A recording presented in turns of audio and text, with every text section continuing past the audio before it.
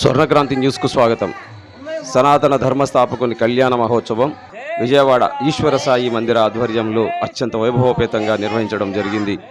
శ్రీరాముని జన్మస్థలమైన అయోధ్య సుమారు 600 సంవత్సరాల నుండి తురుష్కుల దోపిడీకి గురై 100 సంవత్సరాలు ఎంతోమంది సాధు సంతులు భక్తులు పోరాటాలు చేసి ప్రాణాలు అర్పించినటువంటి ప్రతిఫలంగా ఈ సంవత్సరం అయోధ్య లభించింది గనుక ఈ అయోధ్యలో రాముడు బాలరాముడిగా అవతరించిన సందర్భంలో ఇది మొట్టమొదటి సీతారామ కళ్యాణ మహోత్సవం కనుక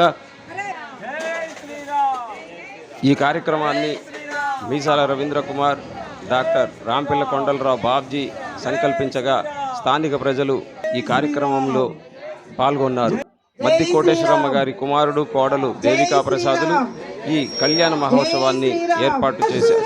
హిందువులు అంతా ఐక్యంగా జీవించకపోతే మరలా ఈ దేశాన్ని పరాయి దేశస్తులు దోచుకునే పరిస్థితి రానుందని, హిందువులంతా సనాతన ధర్మాన్ని తెలుసుకొని ప్రతి గృహంలో కూడా భగవద్గీత గ్రంథాన్ని పిల్లలందరికీ కూడా తెలియజేయాల్సినటువంటి అవసరం ఉందని తెలియజేశారు. హిందూ ధర్మ రక్షణ నిలిపేటటువంటి హిందూ సమాజాన్ని రక్షించుకోవాలి అనేటటువంటి విషయాన్ని తెలియజేశారు. ఈ కార్యక్రమంలో మీసాల ఏడుకొండలు గారు రిటైర్డ్ రైల్వే ఉన్నత ఉద్యోగి, అలాగే ధనాల గంగరాజు గారు ఆటో వర్కర్స్ యూనియన్ అధ్యక్షులు కుటుంబ సమేతంగా పాల్గొని ఈ కార్యక్రమాన్ని తిలకించారు. సీతారామ కళ్యాణ అనంతరం భక్తులకు పానక వడపప్పుతో పాటు స్వామివారి కళ్యాణ అక్షంతలను భక్తులందరికీ పంచిపెట్టడం జరిగింది.